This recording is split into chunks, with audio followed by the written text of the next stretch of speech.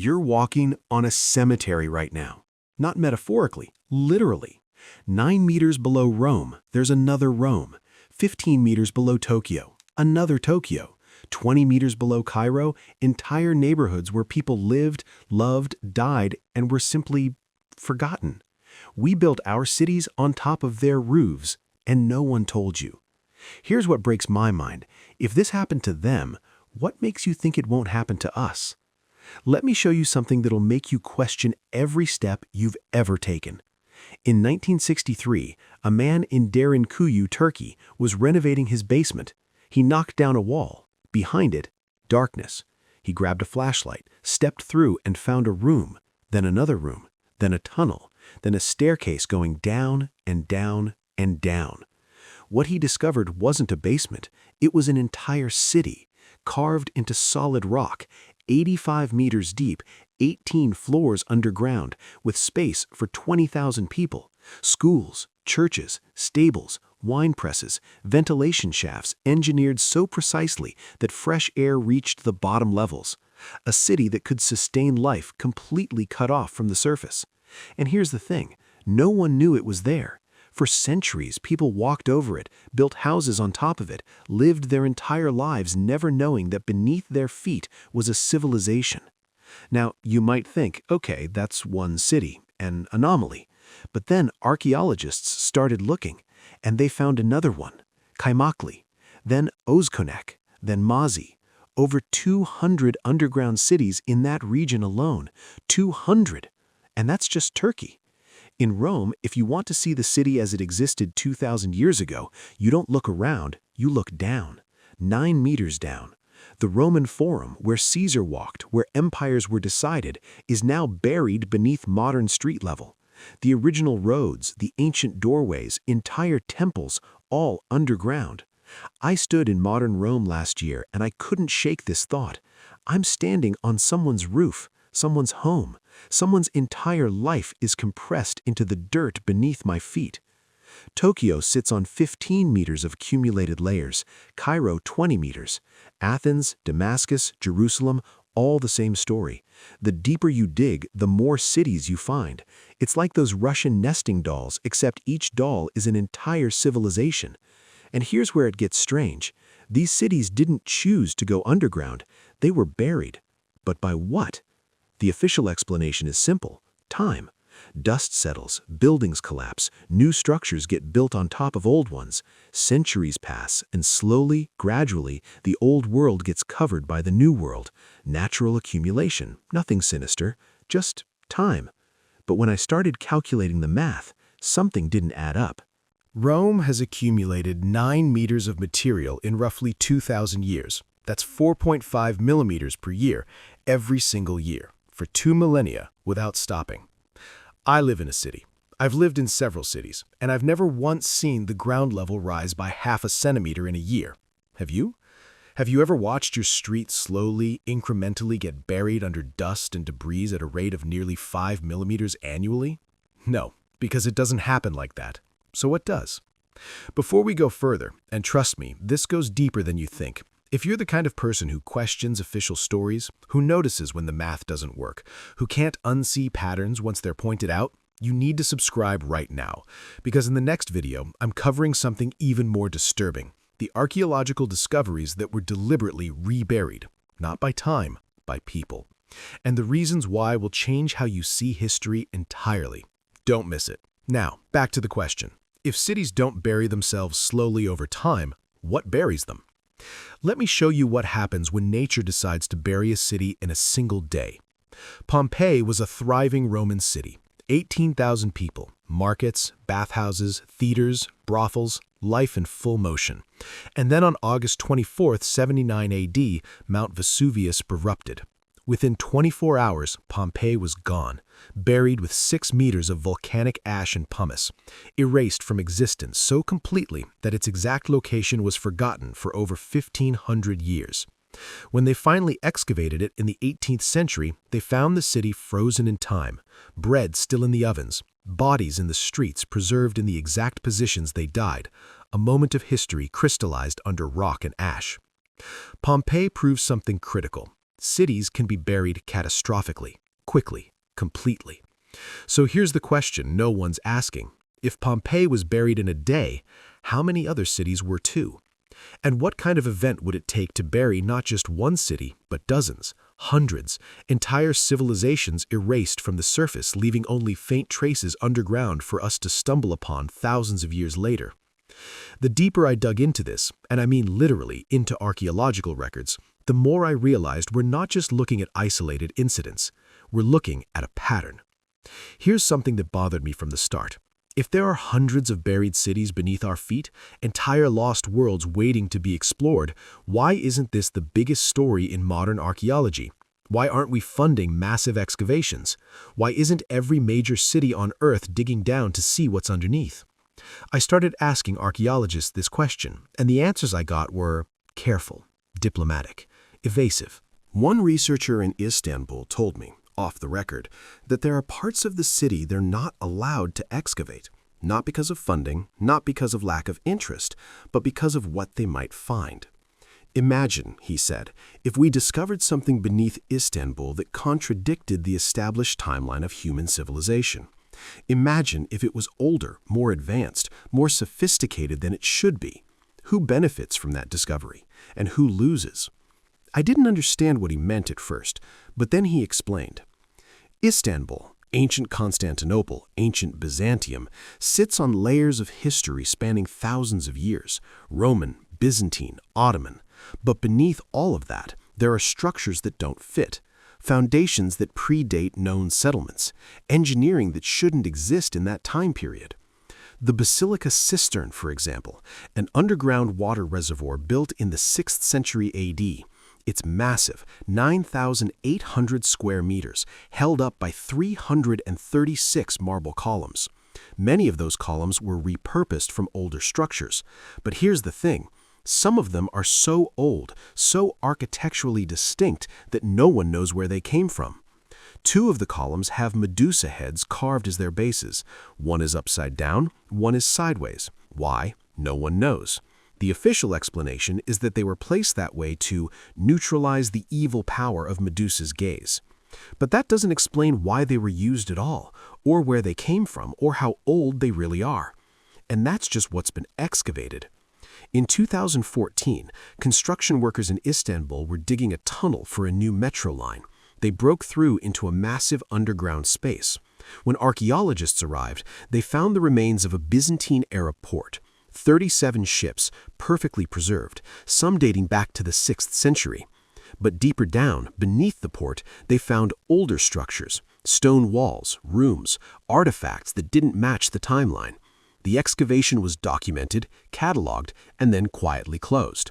The metro project moved forward. The site was sealed. I tried to find follow-up research, reports, analysis of those deeper structures.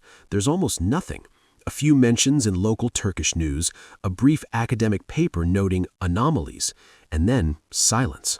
This isn't unique to Istanbul. In Egypt, beneath the streets of modern Cairo, there's a network of tunnels and chambers that predates Islamic Cairo, predates Roman Egypt, maybe even predates the pharaohs. Some researchers believe these tunnels connect to the Giza Plateau, but excavation has been restricted for decades. Why? In Mexico City, built on the ruins of Tenochtitlan, construction crews regularly uncover Aztec temples, pyramids, entire city blocks. In 2006, they found a massive monolith, a stone disc weighing 12 tons, depicting the Aztec earth goddess Tlaltecutli. It was buried directly beneath the center of the modern city. But here's what's strange.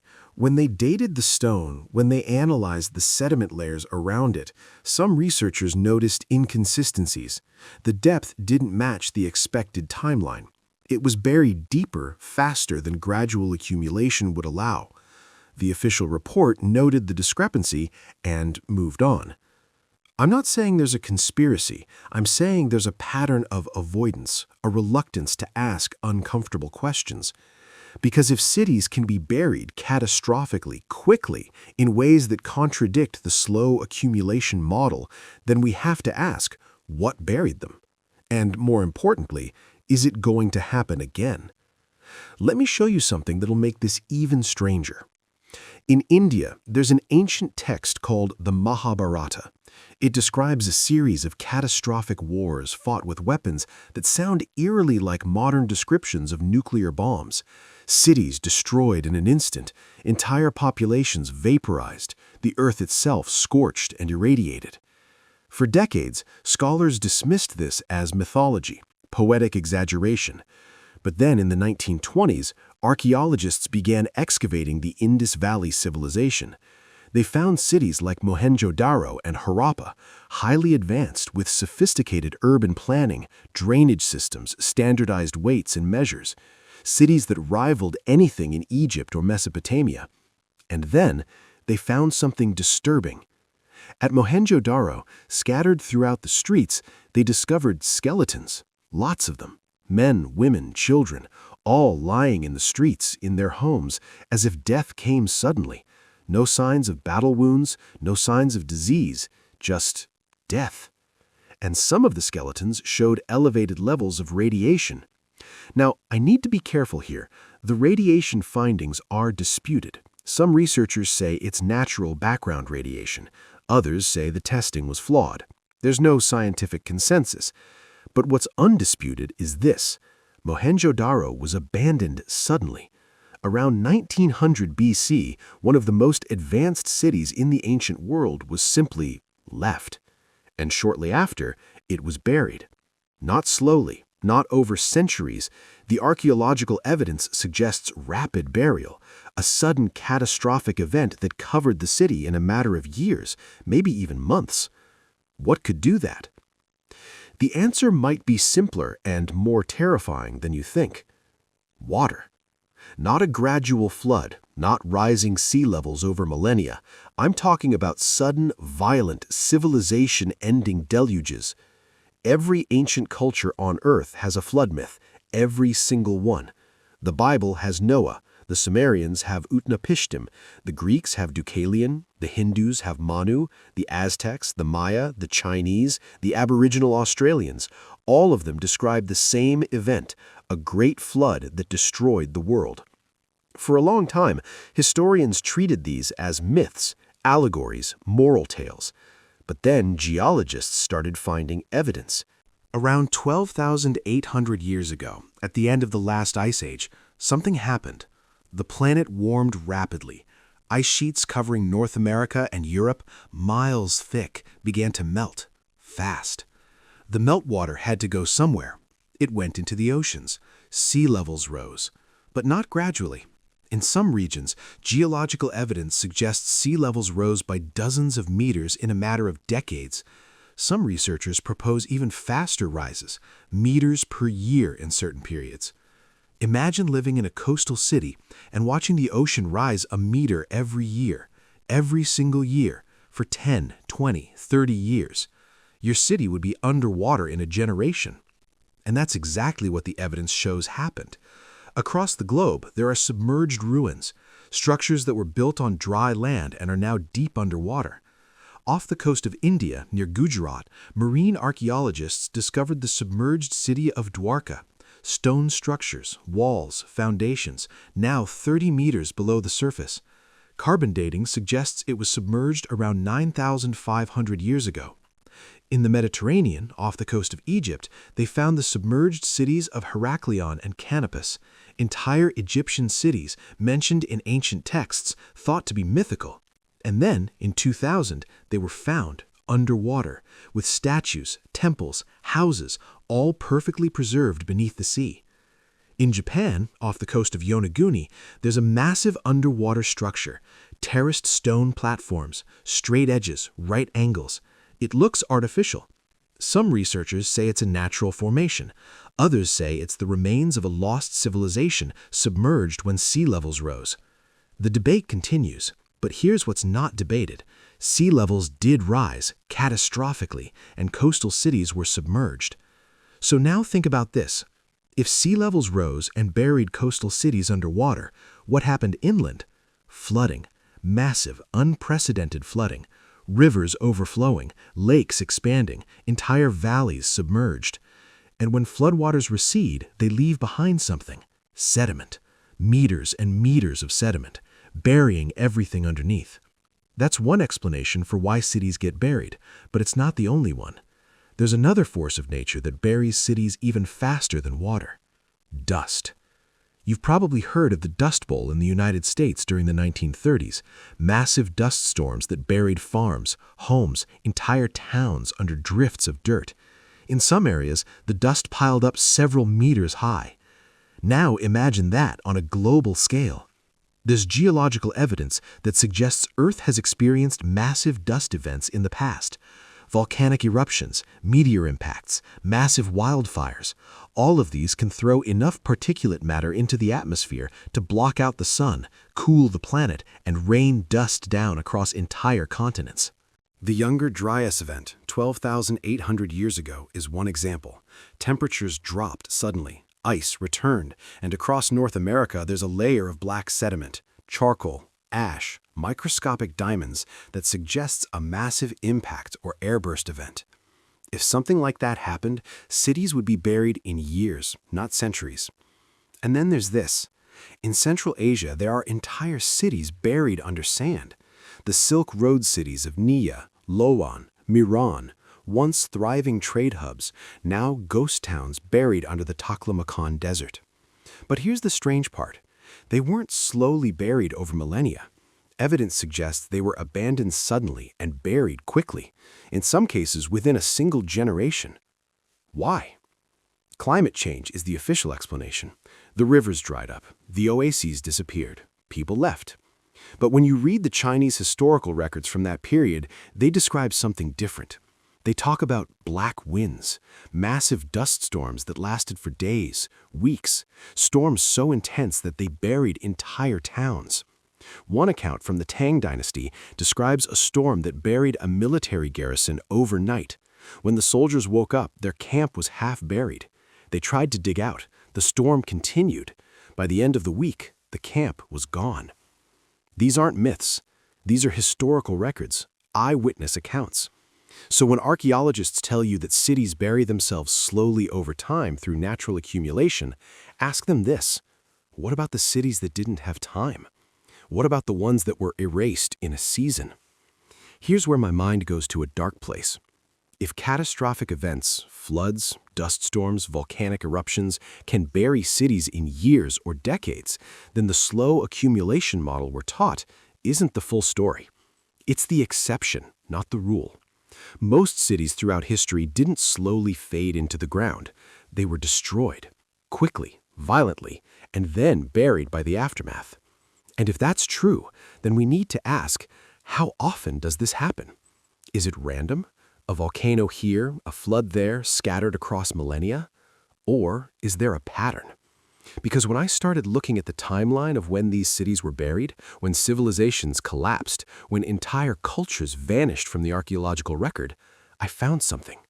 They line up.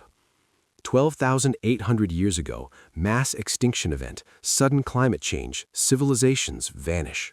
5,000 years ago, abrupt collapse of multiple Bronze Age civilizations, cities abandoned, writing systems disappear.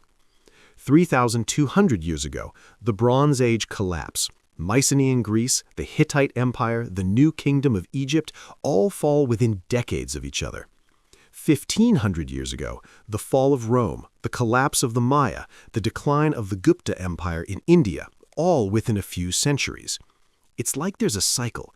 Every few thousand years, something resets civilization, and the survivors start over, on top of the ruins. But here's the question that keeps me up at night. If this has happened before, multiple times, what makes us think it won't happen again? Let's talk about Plato. In 360 BC, the Greek philosopher wrote about a place called Atlantis, a highly advanced civilization that existed 9,000 years before his time. According to Plato, Atlantis was a naval power, technologically sophisticated with grand architecture and immense wealth. And then, in a single day and night, it was destroyed, swallowed by the sea. For centuries, people assumed Plato made it up, a parable about hubris, a cautionary tale. But what if he didn't? Plato claimed he heard the story from his ancestor Solon, who heard it from Egyptian priests. The priests told Solon that the Greeks had forgotten their own history, that there had been multiple cycles of civilization rising and falling, that catastrophic events periodically wiped the slate clean and humanity had to start over. The priests said, "You Greeks are like children. You have no memory of the deep past." Now, here's what's interesting. In the 1960s, archeologists discovered the Minoan civilization on the island of Crete. Advanced Bronze Age culture, sophisticated palaces, indoor plumbing, vibrant art. They were a dominant naval power in the Mediterranean. And then, around 1600 BC, the nearby island of Thera, modern-day Santorini, erupted. One of the largest volcanic eruptions in human history. The explosion was so massive it collapsed the center of the island, creating a caldera. Tsunamis devastated the surrounding coastlines. The Minoan civilization collapsed shortly after. Not immediately, there's evidence they tried to rebuild, but within a generation, their cities were abandoned, buried under ash, and forgotten. Some researchers believe this is the real Atlantis, not a literal match to Plato's description, but the historical event that inspired the story. But here's what bothers me. If the story of Atlantis is based on the Minoans, and the Minoans existed only 3,600 years ago, then what was Plato talking about when he said Atlantis existed 9,000 years before his time? That would place it 11,400 years ago, right around the end of the last ice age, right around the Younger Dryas event, right around the time sea levels were rising catastrophically. Is it possible there was a civilization before the Minoans that we haven't found yet? One that was advanced, coastal, and was wiped out when the ice melted and the seas rose? I don't know. And here's the thing, neither does anyone else.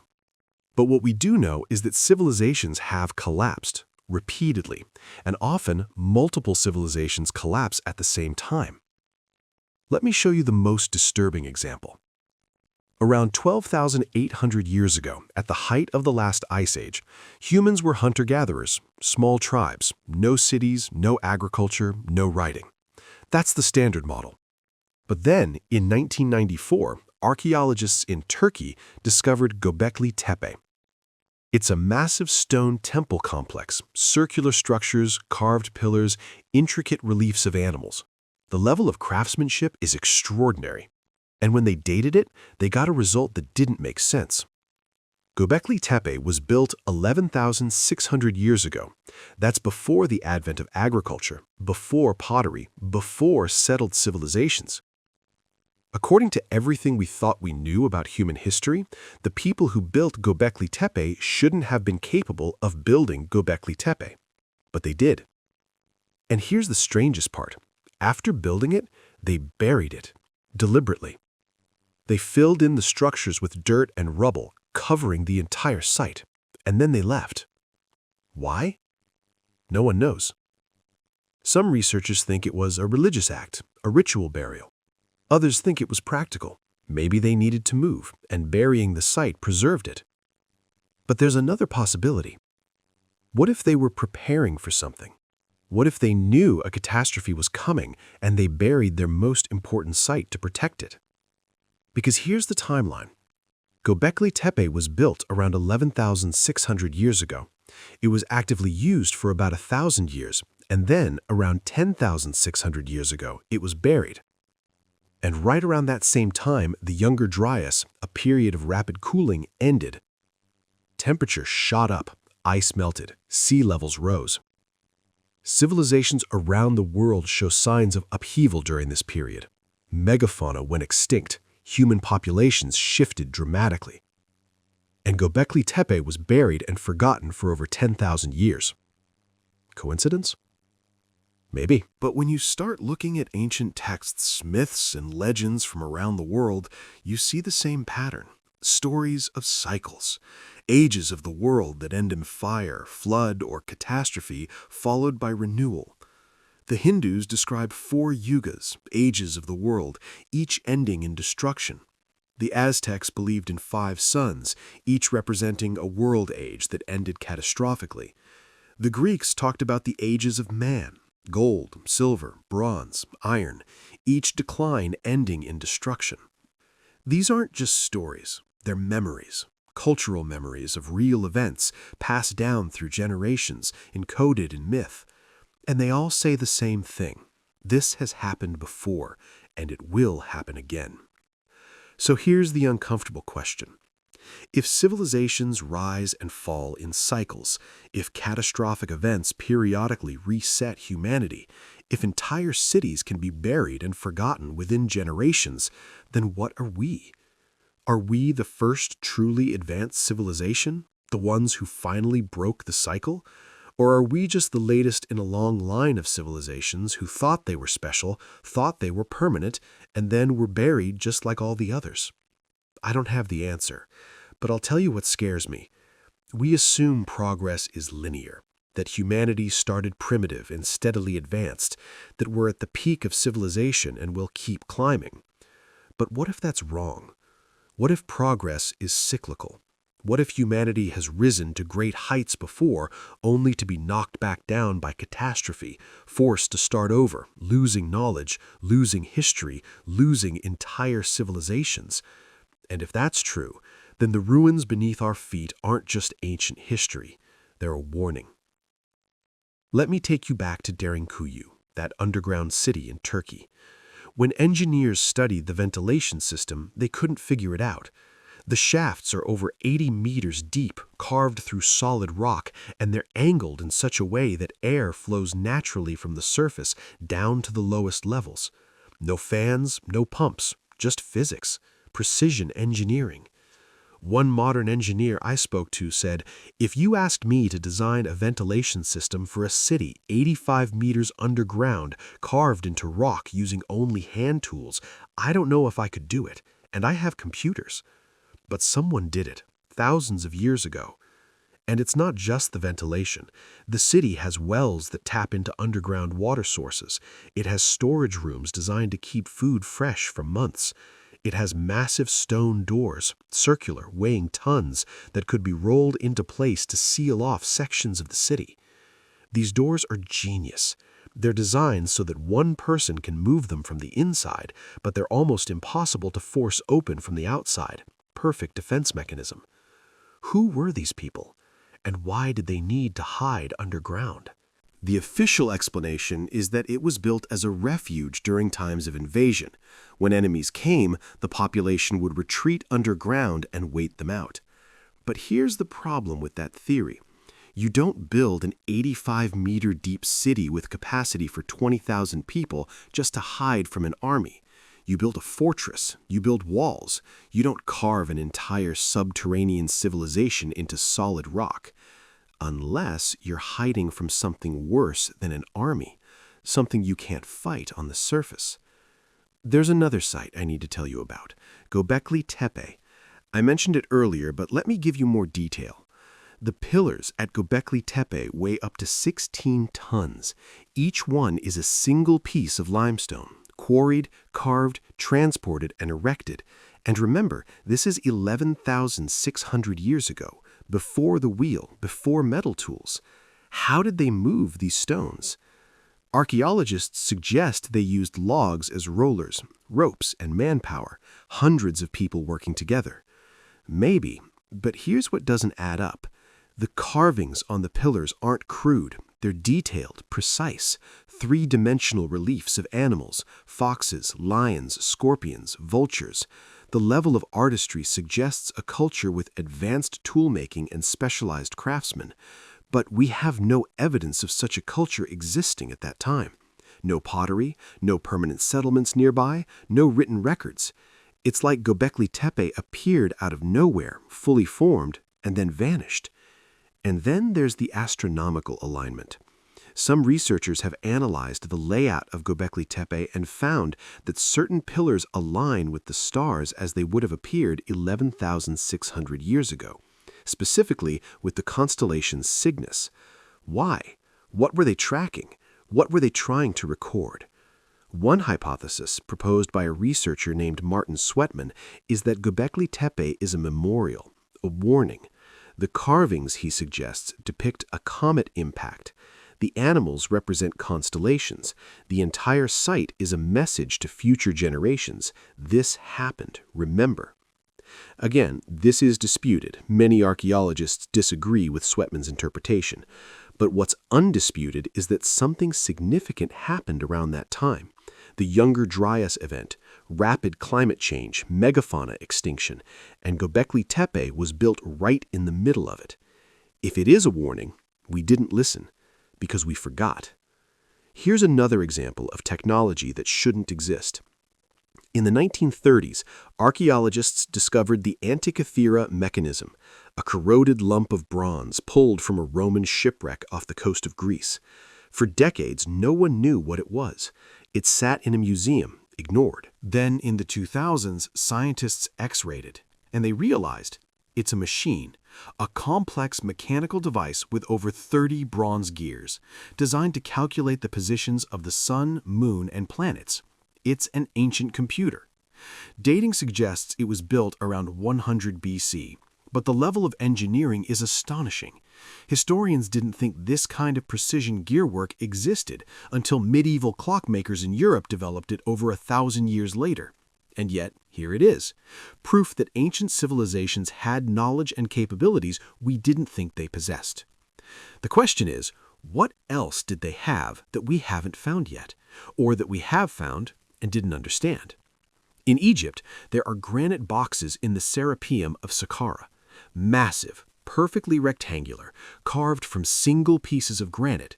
Some weigh over 70 tons. The precision is absurd. The surfaces are flat to within a few thousandths of an inch. The corners are perfect right angles. Modern engineers say you'd need diamond-tipped tools and laser measurements to achieve that level of accuracy, but these boxes are thousands of years old. Egyptologists say they were used as burial chambers for sacred bulls. Maybe, but that doesn't explain the precision. You don't need laser-flat surfaces to bury a bull. So why build them that way? I don't know, and honestly, neither does anyone else. And if you're starting to feel like history is full of holes, like there are pieces missing, like we're not getting the full story, good. That means you're paying attention. If this kind of deep research interests you, if you want to keep exploring these questions, make sure you're subscribed, because the next video goes even further. We're looking at ancient maps that show coastlines as they existed before the last ice age, maps that shouldn't exist, and the implications are unsettling. Hit subscribe so you don't miss it. Now, let's talk about why these advanced civilizations disappeared. Here's the pattern I keep seeing. Advanced knowledge appears, suddenly, often with no clear precursor. The Sumerians invent writing, mathematics, astronomy, and law seemingly overnight around 5,000 years ago. The Egyptians build the pyramids with precision we struggle to replicate today.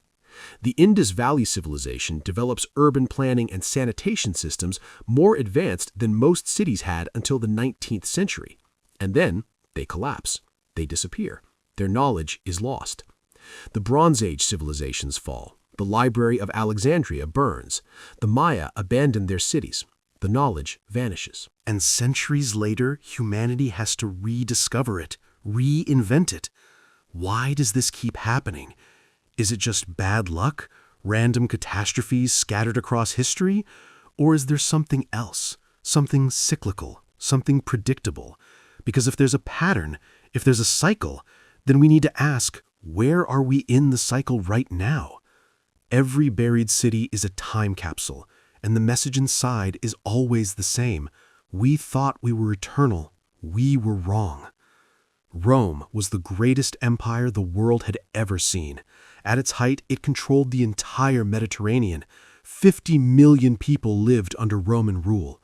Roads, aqueducts, law, literature. Rome was civilization. And then it fell. Not in a day, not in a year, but it fell. And within a few centuries, much of the knowledge was lost. Europe entered the Dark Ages. Libraries were abandoned, technologies were forgotten, and Rome itself, the physical city, was buried. The forums, the temples, the streets where emperors walked, all buried under meters of dirt and debris. Today, if you visit Rome, you're walking on a layer cake of history. Each level is a different era, and each era thought it was permanent. The same thing happened in Mesoamerica. The Maya built one of the most sophisticated civilizations in the ancient world. They had advanced mathematics, astronomy, and a writing system. Their cities were massive. Tikal, at its peak, had a population of over 100,000 people. And then, around 900 AD, they abandoned it. They walked away. Within a generation, the jungle reclaimed the city. Why? The official explanation is drought, climate change, environmental collapse. But here's the thing. The Maya were master engineers. They built reservoirs, irrigation systems, terraced farms. They knew how to manage water. So why couldn't they survive a drought? Some researchers suggest warfare, overpopulation, social collapse. Maybe.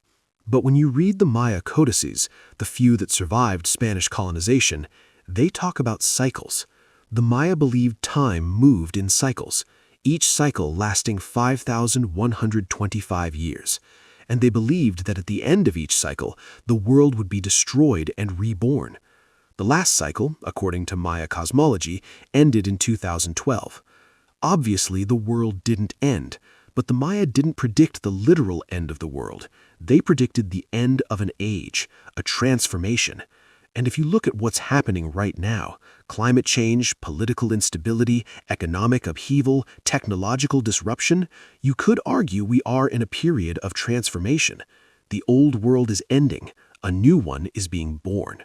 And if history is any guide, that transition is going to be violent. Let me show you something that's happening right now. In coastal cities around the world, Miami, Venice, Jakarta, Bangkok, streets flood regularly. Not from storms, just from high tides. They call it sunny day flooding. The ocean is rising, slowly, steadily. Scientists predict that by the end of this century, sea levels could rise by 1 to 2 meters. Some estimates go higher. 1 to 2 meters doesn't sound like much, but here's the thing. Most of the world's major cities are coastal. New York, London, Tokyo, Shanghai, all at or near sea level. A 1-meter rise would displace hundreds of millions of people. A 2-meter rise would submerge entire cities. And that's just sea level rise. That doesn't account for storms, flooding, erosion. Within a century, some of the largest cities on Earth could be partially or completely underwater. And future archeologists will excavate them. They'll find our subways, our skyscrapers, our shopping malls, buried beneath the sea, just like Heraklion, just like Dwarka. And they'll ask the same question we're asking now. What happened? Why didn't they stop it? But it's not just water. There's another force burying our cities right now. Time. In London, the ground level has risen over 6 meters since Roman times. In New York, archaeological digs have found remnants of colonial-era buildings meters below the current street level. We're burying ourselves. Every year, every decade, the cities we build now will become the ruins future generations excavate. And here's the terrifying part. We're accelerating. The rate of change, climate, technology, population growth is faster now than at any point in human history. We're building higher, faster, denser. And when this civilization falls, not if, when, because every civilization falls, the collapse will be faster and more catastrophic than anything that came before. Here's something that keeps me up at night. We assume that because we have technology, because we have the internet, because we've documented our knowledge digitally, that we'll be remembered, that future generations will know who we were. But digital storage is fragile. Hard drives fail, servers go offline, formats become obsolete. In 100 years, how much of our current digital infrastructure will still be accessible? In 1,000 years? Forget it. It'll all be gone. The only things that last are physical: stone, metal, clay tablets. The Sumerians wrote on clay. 5,000 years later, we can still read it. We write on hard drives. In 50 years, there might not be a device left that can read them. So if our civilization collapses, if our cities are buried, what will future archaeologists find? Fragments, ruins, decayed buildings, corroded metal, and no context, no understanding of who we were, what we believed, what we achieved. They'll dig up a smartphone and have no idea what it is. They'll find a subway tunnel and wonder if it was a temple. They'll uncover a shopping mall and speculate about its purpose, just like we do with the ruins we find. We're not special. We're not exempt from the cycle. And the evidence is already here. Scientists estimate that within 100 to 200 years, our current cities will be buried under 3 meters of sediment, debris, and new construction. Not from war, not from catastrophe, just from the natural process of urban development, environmental change, and time. 3 meters in 2 centuries. And in 1,000 years, 10 meters, 15 meters. Future archaeologists will dig down through the layers. They'll find our era, the 21st century, compressed into a thin band of plastic, concrete, and electronic waste. And they'll ask, who built this? What happened to them? Where did they go? The answer is simple. We didn't go anywhere. We just became a layer, just like Rome, just like Pompeii, just like Mohenjo-Daro. We became part of the cycle. And that brings me to the final question, the one that's been nagging at me this entire time. If every civilization gets buried, if every advanced culture eventually becomes a layer of dirt and ruins, then what if someone is already digging us up? Let me take you somewhere strange. Quantum physicists have a theory called the simulation hypothesis. The idea that our reality might be a simulation running on some advanced computer system created by a future or higher civilization. It sounds like science fiction, but some very serious scientists take it seriously. Now, I'm not saying I believe we're in a simulation, but I want you to consider this. If a future civilization wanted to study us the way we study ancient Rome or Egypt, how would they do it? They can't visit us. We're gone, buried. Our cities are layers in the ground. But what if they could reconstruct us, digitally, based on the fragments they found, the artifacts, the ruins? What if they could simulate our civilization, run it forward, see what we did, how we lived, why we fell? From our perspective, living inside that simulation, we'd never know. We'd think we were the originals.